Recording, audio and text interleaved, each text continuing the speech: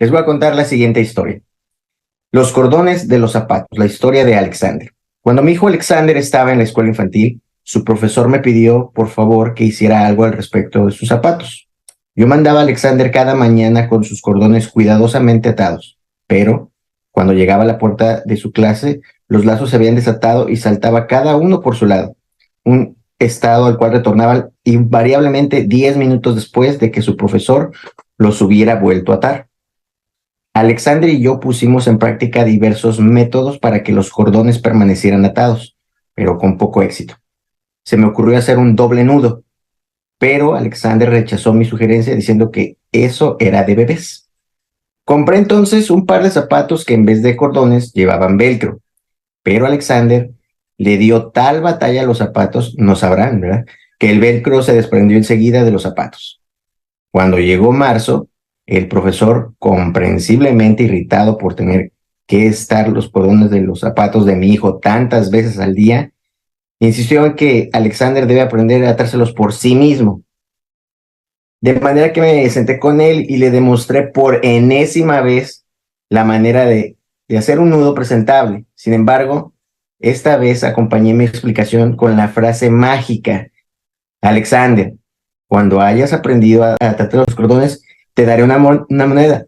Alexander no tardó más de 5 minutos en realizar un nudo perfecto, y después de eso ya no tuve ninguna queja de la escuela. Bueno, en cualquier caso, pues no por causa de lo que fueran los zapatos, ¿no? Entonces llegamos a un punto aquí que es el tema del asunto. ¿Qué es el aprendizaje? Pues en estos momentos podemos definir el aprendizaje como un proceso de comprensión creciente de relaciones en el que las condiciones externas actúan mediadas por estructuras o esquemas internos del individuo. Aquí, como podemos observar, muy bonito nuestro cerebro, con algún contenido en él. Ignoren, por favor, los espacios vacíos, de seguro esta es mi cabeza hueca. Pero vemos cómo dice: condiciones externas, fuera de nosotros, de nuestro control y circunstancias, ¿verdad?, actúan mediadas por estructuras o esquemas internos del individuo. Por ejemplo, instintivamente, aquí tenemos un búho muy bonito, miren esa calidad de HD. Obra, efecto o resultado del instinto y no del juicio o de la reflexión, su nido. Quisiera hacerle una pregunta, el que quisiera contestarme. ¿Usted ha visto acudir a un búho a la escuela de nidos? Claro que no, hermano. Ok. ¿Cómo pensaría usted entonces que un animalito como este búho tan hermoso tiene la capacidad de poder construir de manera estructural un nido donde tendrá refugio, tendrá calor y donde será un espacio de seguridad para poder poner los huevos que serán después sus crías? Por el instinto. Efectivamente, por el instinto.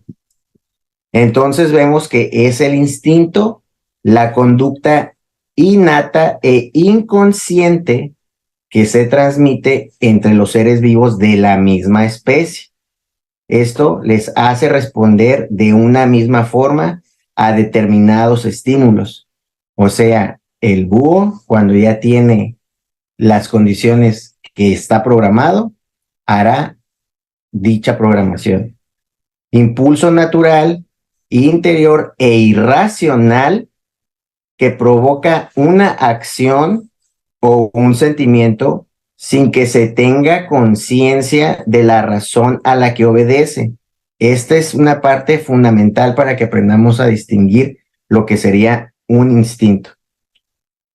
¿Qué es un sentimiento? Si ya sabemos que es un instinto y dice que esto sería de manera instintiva, ¿qué hacemos de manera sentimental? Primero tenemos que saber qué es un sentimiento, porque dice que impulso natural, interior e irracional, provoca una acción o un sentimiento. Bueno, el sentimiento es el estado de ánimo o disposición emocional hacia una cosa, un hecho o una persona. El proceso de aprendizaje permite a la especie humana tener un mayor grado de flexibilidad y adaptación que cualquier otra especie del planeta. ¿Alguien podría decirme por qué? Porque tenemos la ayuda no solamente de la conciencia, del instinto, también tenemos raciocinio, el cual utilizamos para el aprendizaje. ¿Y qué es? ¿Permites un comentario, bro? Me gustaría comentar que el instinto no solamente forma parte de los animales. Los seres humanos también tenemos conductas innatas, ¿verdad? Un ejemplo de ello es, nadie enseña a los niños a mamar la leche materna o a mamar del biberón. Entonces, los seres humanos también tenemos conductas instintivas, que como tú bien comentas, la diferencia la hace el raciocinio y la conciencia. Muchísimas gracias. El aprendizaje se define entonces como obtener por medio del estudio, el ejercicio o la experiencia.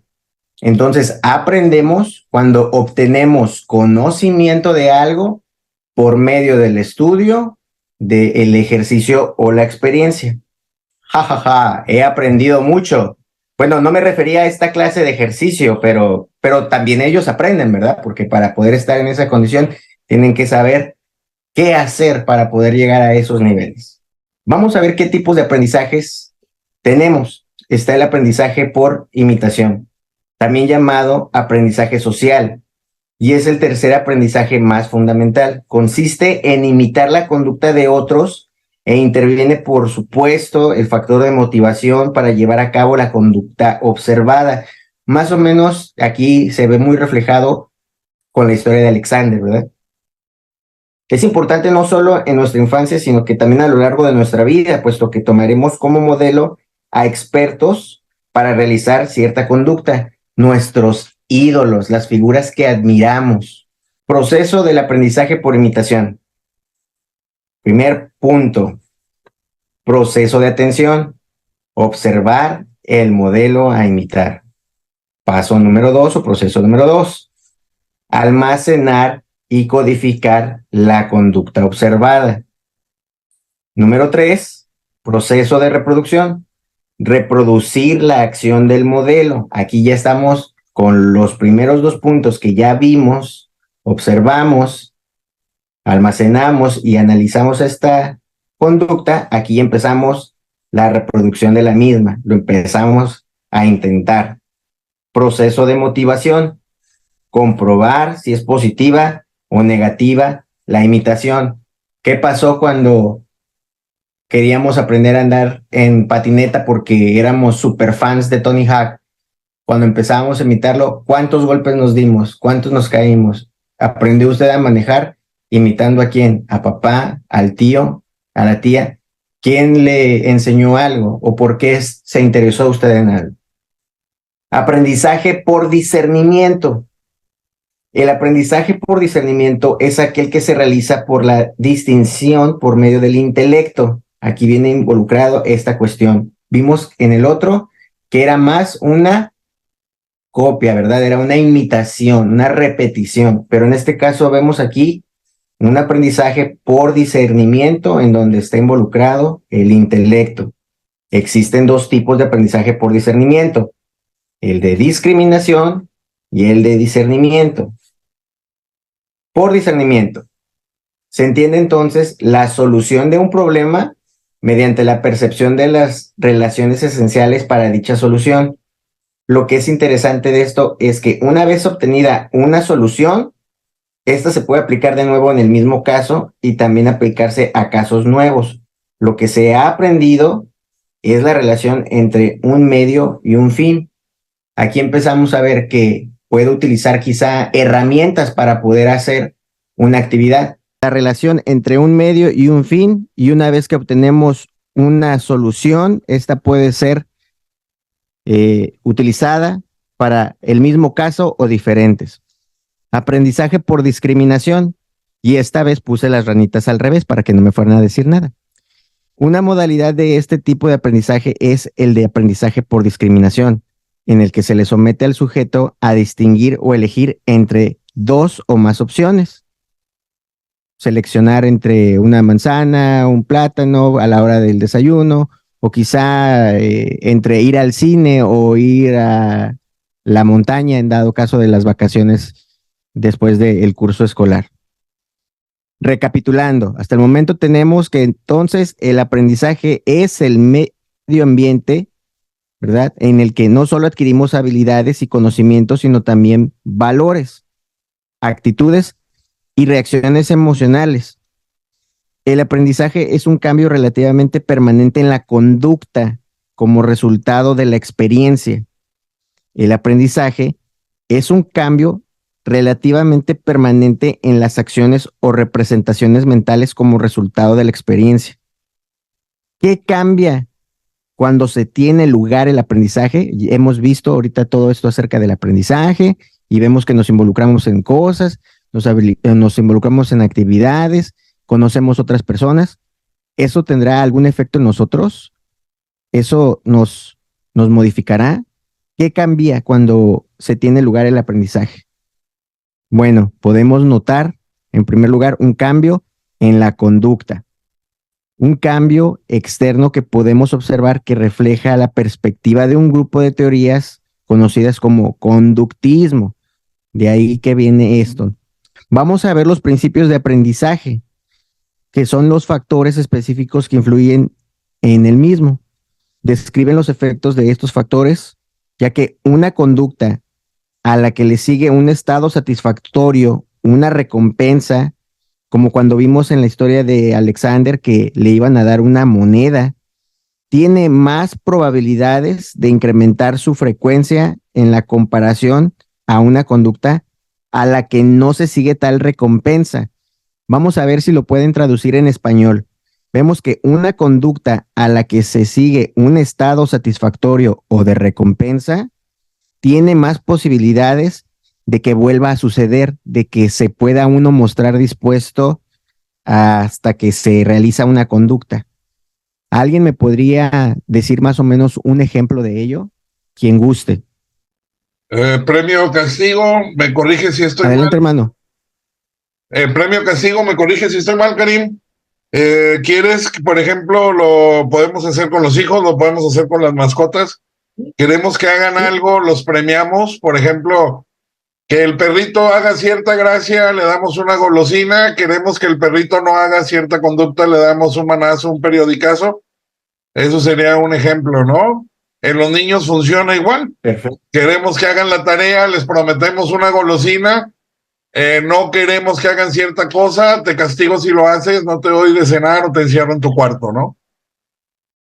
Y me atrevería a decir, hermano, que hasta en los adultos también funciona igual, porque digo, trabaja uno toda la semana de todo el año para poder conseguir una semana de vacaciones o para poder conseguir tu salario al final de la misma jornada laboral, ¿verdad? Entonces, como pueden observar, todos estamos de alguna manera también involucrados en esta cuestión conductista, que no quiero de alguna manera hacer algunas cosas, pero comprendo que la recompensa me motiva a hacerlo. Inclusive mientras mayor sea la recompensa, será mayor el riesgo, y mientras mayor sea el riesgo, mayor la recompensa. Si no, pregúntenle a todos los ludópatas o las personas que tienen algún problema con el juego, que eso es lo que los mantiene enganchados. Muy bien, factores de aprendizaje específicos que influyen. Vemos cómo enseñar y aprender vienen de la mano. Antes pensábamos que esto no tenía relación alguna, pero ahora vemos que en el proceso son como dos engranes que necesitan uno del otro para poder formar un aprendizaje completo. Tengo una pregunta, hermano. En una de las diapositivas mencionaste que el instinto, normalmente desemboca en un sentimiento. Entonces, esto me hizo preguntarme, o sea, ¿pasa igual entre animales y seres humanos? ¿También los animales tienen sentimientos que emanan de un instinto? Y lo mismo puede decirse de los seres humanos. Así es, hermano. De hecho, vemos muchas veces, y esto es para reflexionar muchísimo, cómo animales de la misma especie pueden desarrollar una mejor organización para defenderse entre ellos. Por ejemplo, si hay un animal en un rastro, verás cómo se organizan muchas veces en proteger a uno. O lo vemos cuando el león está tratando de cazar a un pequeño cordero. Muchas veces los animales se organizan de mejor forma, de manera instintual, pero por el sentimiento de lo que es el instinto de conservación de la especie. Vemos que los animales pueden llorar. Los animales se ponen felices al ver a sus dueños.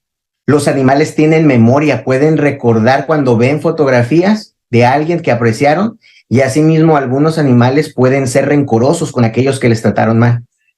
Entonces, como vemos, instintivamente eso los hace llevar a un estado de ánimo, ¿verdad? O un sentimiento. Pero aquí hay una cosa muy importante, el hermano Ezequiel la comentó. La diferencia de ello es que ellos no tienen el raciocinio de poderlo manejar a voluntad, digamos lo que son reactivos a ello.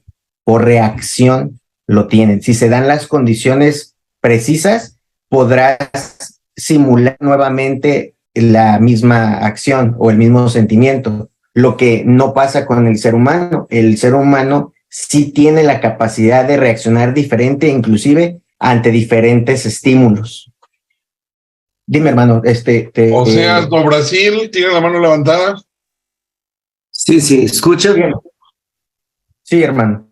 Sí, entonces, yo estaba pensando sobre el instinto con la vida espiritual, porque nosotros nacimos y mesmo se la persona está en una floresta, un indio, una persona muy lejos de la ciudad, tiene un instinto que tiene un Dios arriba, que tiene que adorar a un Dios y todo eso. Entonces, yo creo que también el instinto para la salvación que tenemos en nuestro corazón, todos nosotros. Muchas gracias.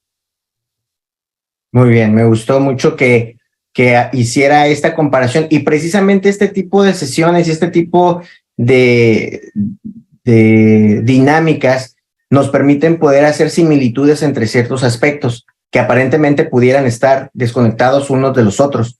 Pero cuando empezamos a encontrar puntos en común, de repente ya empezamos a ver inclusive la vida personal y la espiritual de una manera distinta. Podemos ser empáticos con lo que no teníamos empatía, o podemos identificarnos con algunas situaciones las cuales no nos eran posibles. Pero para ello se necesita entonces, en primer lugar, una actitud de apertura. Muy bien. ¿Qué es la enseñanza? La enseñanza se trata de enseñar. Muchas gracias. No, vemos que al referirnos al término de enseñanza se genera una complicación, ya que el uso de este implica diferentes significados. Aquí vamos a considerar enseñar tal como se deriva de su origen etimológico. Ya saben que estudiamos mucho la etimología de las cosas. Aquí es marcar y designar, la etimología de enseñanza. Marcar, poner una marca para identificar, distinguir algo o para dar una información. Una marca para identificar, distinguir o para dar una información. ¿Qué es una marca entonces? Señal que permite identificar o distinguir algo para dar alguna información sobre ello. ¿Son todas las marcas de aprendizaje creadas en mi persona de manera voluntaria? ¿Todas esas marcas las he hecho yo de manera voluntaria? Bueno, la verdad es que hay diferentes cosas que vamos a analizar aquí. Por ejemplo, la influencia. ¿Qué es la influencia? La influencia es el poder de una persona o cosa para determinar o alterar la forma de pensar o de actuar de alguien. Y qué bueno que el hermano Oseas empezó a ligar las cuestiones espirituales con esta enseñanza que se está brindando. Entonces, Muchas veces vamos a ver en las cartas de Pablo, ¿verdad?, que nos habla acerca de estas cuestiones. E inclusive, bueno, estaremos ya empezando en el domingo, primeramente Dios, temáticas muy interesantes. Muy bien. Efecto, consecuencia o cambio que produce una cosa en otras. Eso es una influencia. Es un efecto, consecuencia o cambio que produce una cosa en otras. Durante el proceso de enseñanza-aprendizaje, suele ocurrir que el profesor no transmite un saber, sino un valor que representa y del que el alumno, por identificación, se hace portador y se deja transportar, es decir, es influido por él. Lo mismo sucede con padre y madre. De repente haces lo mismo que tu papá, haces lo mismo que tu mamá. O en el caso de cuando tenemos muy buenos profesores, nos quedamos con algunas de sus características por toda la vida y utilizamos inclusive las mismas estrategias que usaron en nosotros para enseñar a otros. La influencia de un sujeto en el saber de otro nos lleva a entender la relación con nuestros docentes, como bien les estaba diciendo. Es decir, la relación de un vínculo entre uno y otro, entre el profesor maestro con el alumno. Esto es lo que determina entre ellos dos tipos de identificaciones. Emocionales, me puedo identificar emocionalmente con alguien, y cuando me refiero a maestro, alguien que enseña, alguien que está proveyendo un conocimiento, ¿verdad? Son aquellos vínculos transitorios o fugaces que a veces logran la identificación como resultado de un estado afectivo por parte de un alumno hacia el profesor o viceversa. Pero otras veces no se logra esta identificación, no logramos identificarnos y entonces viene la agresión, viene esa rebeldía cuando no nos llegamos a identificar. A veces por esa rebeldía no nos podemos aprovechar del conocimiento que puede tener una persona, porque entramos en ese estado de agresividad. Y cuando estoy en agresividad, difícilmente usaré mi razón. Sentimental. Son aquellos vínculos duraderos o estables. A través de ellos se generan sentimientos vamos a ver los sentimientos: odio, amor, culpa, indiferencia, envidia, celos. Es a través de esto que cada alumno recuerda a determinados profesores toda la vida, como les estaba diciendo, ya que pudo haber tenido un determinado vínculo que marcó tanto en forma positiva a la persona como negativa la etapa escolar a la que fue sujeto la persona, o en este caso, nuestras convivencias aquí en el Zoom, cuando tenemos la reunión, o inclusive en tu casa o en tu trabajo. Analicemos dos corrientes de enseñanza que influyen más en el ser humano. El conductismo. Como vimos ahorita, el conductismo, que tiene que ver con la conducta, está basado fundamentalmente en los cambios observables de la conducta de la persona, del individuo. Estoy enfocado en la repetición de patrones de conducta. Esto se ejecuta más que nada de manera automática. Ya es un programa determinado que vamos forjando y se ve repetitivo. Ejemplos de conductismo: premiar o castigar un buen o mal comportamiento, como bien dijo el hermano Ezequiel. Cuando un perrito hace pipí o popó donde no queremos, periodicazo. Y cuando está haciendo algo correcto, la gracia que tanto nos gusta, una croqueta. Prestar o sumar puntos a un esquema. Levantarse al entrar el profesor. Sancionar el copiado en clase. Reforzar el interés académico. La investigación o la carga de tareas como castigo. Si la clase estuvo bien, no hay tarea. Si la clase estuvo mal, no participaron, no quieren trabajar, pues les va más trabajo. El sonido del timbre. Todo mundo salía corriendo, ¿verdad? Cuando escuchaban el timbre, ya todo el mundo sabía que el profesor ya no tenía poder en el aula. Ja, ja, ja. Vamos a ver, conductismo. El conductismo es una corriente de la psicología que considera que hay una relación estrecha entre la conducta y el aprendizaje, ¿verdad? Da prioridad a la apreciación de la conducta observable, lo que podemos ver, porque si se puede observar, se puede medir, y si se puede medir, se puede mejorar. Principales términos del conductismo. Estímulo. ¿Qué es un estímulo? Cualquier circunstancia que desencadena cierta reacción ante el organismo. Respuesta. se hace referencia a la conducta presentada por el organismo a partir del estímulo. Hago algo, respondo de esa manera. Condicionamiento, cuando se crea una asociación estímulo-respuesta y se forma un aprendizaje a partir de ello. ¿A quién de ustedes le ha dado hambre cuando huelen algo, que de repente pasan por una cocina y empiezas a oler, nada más, ni sabes qué es, pero hueles y ya de repente sientes? Eso también ya es parte de un condicionamiento a partir de una respuesta, que es el hambre, causada por un estímulo, el olor de la comida. Refuerzo. ¿Qué es un refuerzo? Es la determinada consecuencia originada a partir de una conducta que incrementa la posibilidad de que ésta se repita. Si tenemos el refuerzo, seguirá sucediendo porque lo buscamos nuevamente. Ahora también, lo contrario del refuerzo, vemos que sería un castigo, que es una consecuencia obtenida a través de una conducta que genera una reducción en la probabilidad de que esto vuelva a repetirse. Es la situación opuesta, ¿verdad?, al refuerzo. ¿Quién me podría dar un ejemplo de un refuerzo ahí de su vida diaria? Un refuerzo y alguien que vaya pensando en un castigo. No para mí, digo, por ejemplo. ¿Algún estímulo? Vamos a ver. El refuerzo vimos que es una consecuencia originada a partir de una conducta. ¿Qué te daban a ti si hacías bien la tarea, mi estimado hermano Heriberto?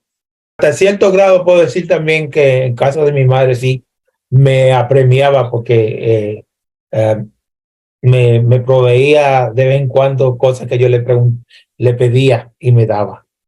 Amén. Inclusive muchas veces el refuerzo puede ser una caricia de nuestro padre, de nuestra madre. De hecho, eso sucede con los niños inquietos. Los niños que tienen problemas de conducta se calman cuando tienen la atención de sus padres. Esa rebeldía es el resultado de la exigencia del amor de sus padres. Hermano Marco. El conductismo pudiera ser, del refuerzo pudiera ser cuando uno, por lo menos los niños, ahora mismo se usa el refuerzo con el cariño y el amor, ¿no? En el sentido de que cuando están haciendo la tarea, te felicito, lo estás haciendo bien, esa es la manera de hacerlo. Estimularlo con cosas positivas. En los tiempos de nosotros se usaba la chancleta voladora o las correas. Así es, hermano. Pero ahora se utiliza de otra forma. Quisiera preguntarles a ustedes, ¿vimos el refuerzo? ¿Ustedes creen que puede haber un refuerzo negativo?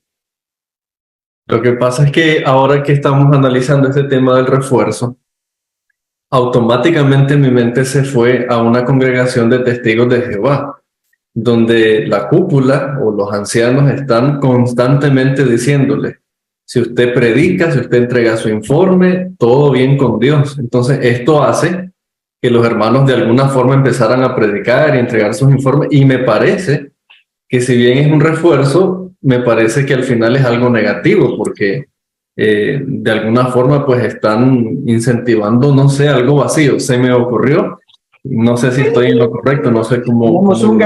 Tenemos un ganador. Sí, efectivamente, hermano, me gustaría comentarles a todos, de hecho en general, que las conductas en el carácter psicológico no son buenas ni malas, o sea, en el aspecto de que no tienen una finalidad per se, o sea, son conductas, te llevan a un fin. Tú, como apliques esa conducta, tendrás una recompensa o tendrás un castigo por ello mismo. Entonces, asimismo, hay refuerzos para actos positivos, como hay refuerzos para actos negativos, como bien lo mencionaste, cuando tienen esta presión en la gente, por el valor que tiene a Dios, coopera con estas sectas hasta un punto en donde esto los hace hacer cosas de manera conductiva, o sea, por conducta, no las están razonando, se están respondiendo al estímulo. Hermano Ezequiel, ¿quería comentar algo? Sí, bro, esto de estímulo, respuesta, condicionamiento, refuerzo y castigo. Sería muy interesante si luego nos das una pequeña explicación de los experimentos de Pavlov. Perfecto. Que están un poquito crueles, pero creo que ahí podríamos entender mejor qué es estímulo, qué es respuesta, qué es condicionamiento, qué es refuerzo y qué es castigo. Está bastante interesante la manera en que hace Pavlov esto, y a Pavlov se le considera pues precisamente el padre del conductismo, ¿verdad? Así es. De hecho, entonces ya empezamos a ver que muchas veces esto también aplica en lugares que pensábamos que no. Por ejemplo, ¿será que actuamos de manera conductual o conductista en el trabajo, en la escuela? ¿Qué tal en el hogar? ¿Podremos tener esto, respuestas y estímulos de manera automática en el hogar sin que seamos conscientes de ello? ¿Qué tal en el trabajo?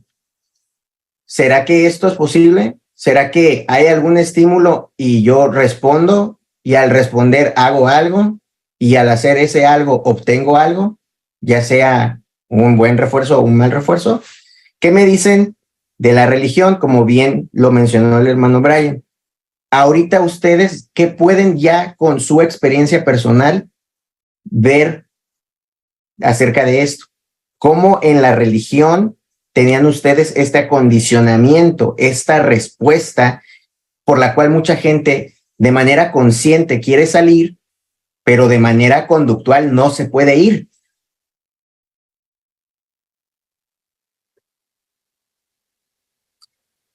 Muy bien, vamos entonces a ver alguna otra. Ese silencio me gustó porque quiere decir que están pensando. Hay interés en la mente del individuo cuando está aprendiendo. El énfasis se localiza en promover el procesamiento mental y se acentúan los procesos de pensamiento. Hay una intensidad más allá, ¿verdad? Más compleja, como las soluciones de problemas y la formación de conceptos del procesamiento de la información. Vemos como el cognitivismo es esto. El énfasis del cognitivismo es promover el procesamiento mental. Mientras más trabaja la mente, más crea, más soluciona, más encuentra, más crea, más soluciona, y así consecutivamente. En pocas palabras, cómo la mente interpreta y procesa y almacena la información en la memoria, ¿verdad? Tiene un impacto también en nosotros. La forma en que la mente humana piensa y aprende, pues obviamente es sorprendente. Por ejemplo, si un individuo tiene admiración, una emoción agradable, por decirle así, vamos a llamarle agradable porque las emociones son emociones, no hay buenas ni malas, solamente hay emociones. Vamos a ver, este individuo tiene una admiración agradable hacia otro y entonces puede empezar a creer, ya hay pensamientos, que éste posee numerosas virtudes. Por el contrario, si experimenta, por ejemplo, envidia como emoción desagradable, le estamos aquí poniendo una etiqueta, hacia el otro, podría atribuirle pensamientos, características negativas. ¿A usted le cae bien su suegra porque es su suegra o por lo que hace su suegra? ¿A usted le cae bien el hermano X por ser el hermano X o por cómo se comporta el hermano X? La suegra me cae bien porque no hay alternativa, me tiene que caer bien.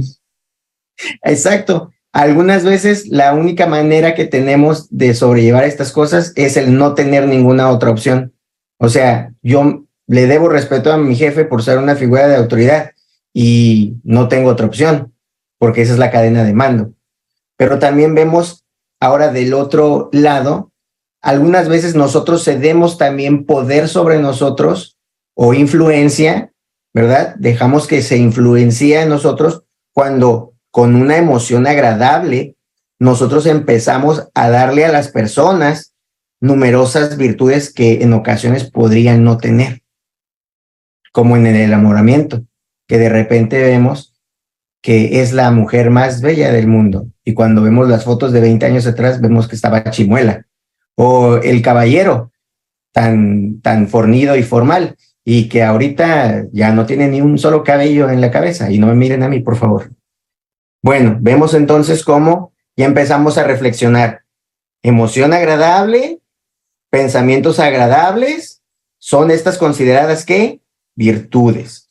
Emociones desagradables, pensamientos desagradables, empezamos a atribuirle a las personas X, a la señora X o al hermano X o a tal persona, características negativas que puede ser que no sea cierto. Por eso a veces tú tienes como mejor amigo a alguien y esa persona te dice, yo no sé cómo puedes ser capaz de hablarle a tal, mira cómo es. Pero si es bien a todo dar conmigo, es bien, es buena onda, deberías de juntarte con... Yo no sé cómo eres capaz.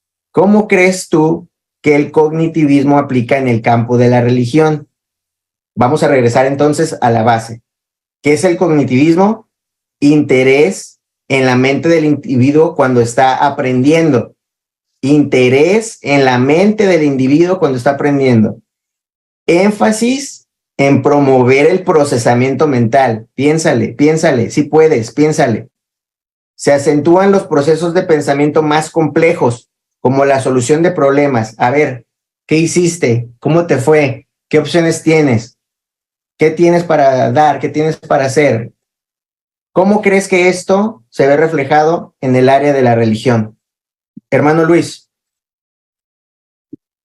Bueno, entiendo, hermano, que el cognitivismo en las religiones sectas no es muy multiplicador, porque generalmente los seres humanos somos más asiduos a seguir al rebaño, esta especie de rebaño que todos van para allá y encontramos que, por ejemplo, que la persona que nos está enseñando o el amigo, nos dice que ese camino que va a él es bueno para nosotros y nosotros lo seguimos sin tomar conciencia de que tenemos libertad de aprender, de conocer más y nos dejamos llevar hasta cuando de repente uno despierta y encuentra que aunque era mi amigo y mi compañero de camino, resulta que estábamos en un camino que nos hacía ir juntos, pero no porque teníamos conciencia de lo que realmente estábamos aprendiendo. La clásica que nos dice mamá o papá, y si Pedrito se avienta de un puente, ¿te avientas tú también? Hermano Marco Díaz. En la misma sintonía que el hermano Luis, quizás yo me arrojara a pensar que en algunas sectas no utilizan el conectivismo como una manera de aprendizaje, porque como tú bien lo definiste ahora, una de las características es que estimula el pensamiento y quizás a lo mejor aprender. Entonces, si tú estimulas mucho a un estudiante que te interesa que aprenda lo que tú quieres que aprenda y no que vea más allá de lo que puede ver, no te va a interesar que utilice el conectivismo, más bien pudiera ser otro modelo de aprendizaje, no te digo yo. Lo que estoy notando es que ustedes ya empiezan a sacar información de sus mentes que a veces consideraban que no tenían, porque recuerden que aprendemos de muchas maneras. Recibimos estímulos auditivos, visuales, por lo que leemos, por lo que vemos, por lo que escuchamos. Entonces, ahorita el hermano Marco nos está presentando acerca de otros modelos que dice, bueno, podría ser, porque ya tiene la noción en la mente. No lo tiene quizá elaborado el concepto, pero tiene la noción. Esa información está ahí almacenada para poder ser utilizada, pero la utilizamos, desgraciadamente la mayoría no, porque no sabemos utilizar las herramientas que tenemos para hacer eficiente el proceso de aprendizaje cuando tenemos un balance en uno mismo. Por ejemplo, el lenguaje, la atención, la memoria, la anticipación, la percepción, motivación. Obviamente la inteligencia emocional es clave para todo esto, el racionamiento, la evaluación, la memoria. Tenemos la predicción afectiva, creatividad, capacidad de abstracción, pensamiento lateral, las emociones cuando son bien gestadas. Tenemos entonces una eficiencia en la organización, en la planificación y como resultado de ello, de todo ese aprendizaje, tenemos éxito en muchas cosas. Entonces vemos cómo todas estas herramientas nos ayudan a ser más eficientes en la elaboración y la aplicación de teorías, la comprensión de información y ya no solamente el aceptamiento ciego de lo que me dice otra persona. Hermano Ezequiel.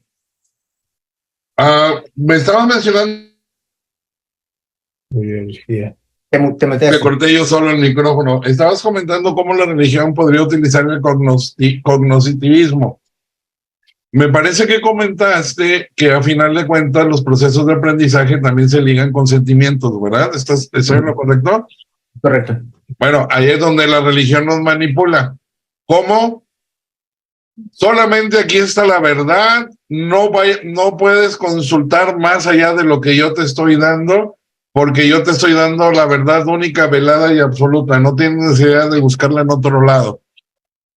Y solamente lo que yo te diga es lo que vas a aprender. Si tú tienes un sentimiento ligado a esa organización, lo que vas a hacer es precisamente en tu proceso mental, vas a tomar como verdad absoluta solamente lo que te dice esa organización y no vas a hacer nada más. ¿Podría ser una manera como lo hace la religión? Muy bien. De hecho, también vemos cómo nos manipulan el hecho, hermano, cuando el familiar tiene que aplicar la disciplina a sus hijos, a sus hijas, a su padre, a su madre, que se ha desarrollado un sentimiento que ahora lo definimos como apego, y ese apego que le da más valor a lo que sería la función, el papel o el mismo sentimiento hacia otra persona. Por eso cuando atacas a la organización, inclusive en alguien que se quiere separar de la organización, termina defendiendo a la organización en lugar de yéndose de la organización. Porque han sido condicionados. Y como han sido condicionados, esto es de manera inconsciente. De lo contrario, no hubieran caído en el acondicionamiento. Entonces, terminan actuando en favor de quien los tortura en lugar de ellos mismos. Hermano Luis, ¿quiere aportar algo? Sí, hermano, es que en la realidad el cognitivismo está fuera del alcance de las sectas, porque ni siquiera es mencionado que uno debe desarrollar el razonamiento lógico. Bien. Porque, por ejemplo, la Escritura dice que nosotros tenemos la libertad de los hijos de Dios. Entonces, pero si tenemos la libertad de los hijos de Dios, entonces, ¿cuál es el problema de que yo solamente tenga una biblioteca y está en mi casa y que yo la ocupo y tiene hartos libros, pero no tengo la posibilidad, porque no razono lógicamente que también tengo otra biblioteca en el centro de la ciudad o en otra parte en el colegio, entonces que también yo puedo investigar otras cosas? Entonces, eso es lo que también a uno debería aprender. Pues, y por eso es que no lo enseñan tampoco, a razonar lógicamente. ¿Por qué yo tengo que adorar a Dios? ¿Y por qué yo tengo que entregar un informe de tanta hora? Pues si Dios me va a premiar por la cantidad de horas, o por qué. Uh-huh. ¿Ya? Uh-huh. Perfecto. Y entonces vemos cómo esto, que ahora es un sentimiento de apego, porque es más la motivación del refuerzo negativo. O sea, si no lo haces, Dios se va a poner bravo contigo. Entonces es mejor que cumplas con este reporte. Y de manera inconsciente, el reporte es mayor a Dios, porque vale más el reporte que el mismo Dios. Y eso es lo que no razonamos cuando estamos en esa circunstancia, en esa razón. Vemos a gente desesperada, a veces sin dinero, haciendo labores misioneras, inclusive poniendo de su misma bolsa, cuando, bueno, entonces esto no es algo ni lógico, ni ético, ni moral, ni financieramente plausible o posible muchas veces. Pero como estamos siendo víctimas de estos refuerzos constantes, sobre todo que cuando hacemos algo bien, generalmente se nos ovaciona en público, y eso le gusta al ego, eso le gusta a nuestro inconsciente. Se nos bombardea muchas veces con amor, pero cuando hay una actitud malévola, supuestamente de nosotros, porque no queremos llenar un reporte, porque no queremos estar tantas horas en un carrito, porque no queremos estar en un lugar, no queremos acudir a cierto evento, muchas veces por la respuesta del miedo, se vuelve más grande nuestro penar, nuestro problema, que aquel que puede brindarnos la solución. Entonces, vemos cómo no nos dejan aprender y desarrollar teorías. Pero, ¿qué entonces es una teoría? Bueno, una teoría es un conjunto de reglas, principios y conocimientos acerca de una creencia. Vamos a poner aquí de ejemplo una doctrina, una actividad prescindiendo de sus posibles aplicaciones prácticas. Es un conjunto organizado de ideas, que explican un fenómeno deducidas a partir de la observación, la experiencia y sobre todo aquí, algo que no vemos en otros lados, el razonamiento lógico. Entonces, muchas veces tenemos pseudo doctrinas que no tienen ni pies ni cabeza y la gente que la sigue va de igual manera sin pies ni cabeza. Como bien dijeron por ahí hace ratito en el chat, ciegos guiando a otros ciegos. Razonamiento. ¿Qué es un razonamiento o qué es la acción del razonamiento? Acción de razonar, no, bueno, acción de resolver. Enunciado que expone la razón de algo. ¿Y qué es la razón de algo? Razón es la capacidad de la mente humana para establecer relaciones entre ideas o conceptos, y obtener conclusiones o formar juicios. Obtenemos conclusiones y con ello podemos formar juicios. Acierto, verdad o justicia en lo que una persona dice o hace en conformidad con sus principios. ¿Qué es un principio éticamente? Bueno, los principios son reglas o normas que orientan la acción de un ser humano. Normas que orientan la acción de un ser humano, cambiando o orientando las facultades espirituales y racionales. Se trata de normas de carácter general y universal. Por ejemplo, como vimos, universal es amar al prójimo sin poner ningún pero ni tampoco hacer acepciones, ¿no? Otro de carácter general sería el no mentir, el respeto y la protección de la vida, como en todo, la vida propia y después la ajena. Por eso inclusive se menciona esto, ¿no? Amar al prójimo, sí, pero como a ti mismo. No puedes ser capaz de darle a alguien lo que tú no te das a ti mismo. Entonces, creí que nos iba a faltar tiempo. Creo que aún así fue muy poco de lo que debemos abarcar. El hermano Ezequiel ha estado ahorita publicando ciertas informaciones en el grupo de WhatsApp y también con respecto a sus dudas que sé que saldrán, iremos contestándolas y pondremos algunos ejemplos para que ustedes esta información la puedan empezar a manejar. Era para nosotros importante que pudieran conocer estos conceptos, porque si queremos llegar a, que creo que es el deseo de todos, a conocer, a aprender, a discernir, a ejecutar de mejor manera las escrituras, tendremos que hacer algunos ajustes en nosotros mismos, ¿verdad? En primer lugar. ¿Y cómo lo haremos? Pues bueno, con estas herramientas que también, como no, con mucho gusto les voy a compartir y buscaremos algunos ejemplos en videos o algunos otros medios para que puedan empezar a ustedes a hacer su propia comparación. Y por su atención, muchísimas gracias.